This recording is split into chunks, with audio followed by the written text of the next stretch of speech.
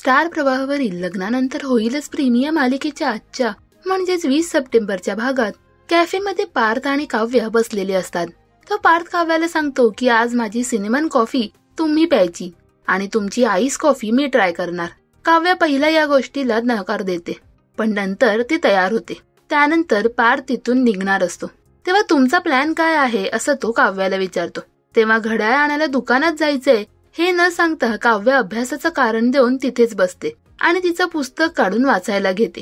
तर पुस्तकाचं पान ती दुमडते ते बघून पार्थ तिला गुलाब बुकमार्क म्हणून ठेवायला देतो. दुसरीकडे जीवा आणि नंदिनी बोलत असतात. तेव्हा मला लो कॉस्ट हाऊसिंग करायचं आहे, म्हणजे सर्वसामान्यांना परवडतील अशी घरं अगदी कमी किमतीत बनवायची आहेत असं तो नंदिनीला सांगतो.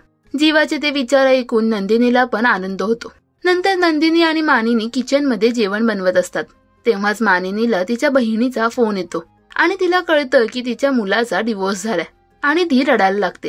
तेव्हा युग तिथे येतो आणि मानिनीचं बोलणं ऐकून त्याला सुद्धा रडू येतं. पण युगच्या अशा रडण्यामागे काहीतरी वेगळं कारण आहे असा संशय नंदिनीला येतो.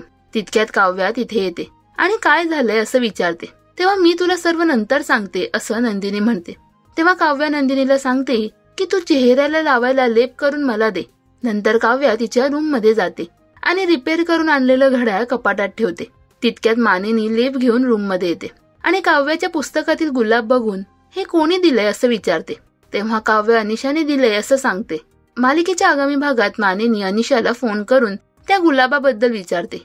तर पार्थला काव्या सुंदर सरप्राईज देते. तेव्हा काव्यावरील मानिनीचा संशय दूर होईल का? पार्थ आणि काव्यामध्ये प्रेम होईल का? मालिकेत पुढे काय घडणार हे जाणून घेण्यासाठी पाहायला विसरू नका. लग्नानंतर होईलच प्रेम दररोज संध्याकाळी 7:30 वाजता फक्त स्टार प्रवाहावर. मराठी टेलिव्हिजन विश्वातील बातम्या, अपडेट्स आणि गॉसिपसाठी सबस्क्राईब करा राजश्री मराठी शोबज.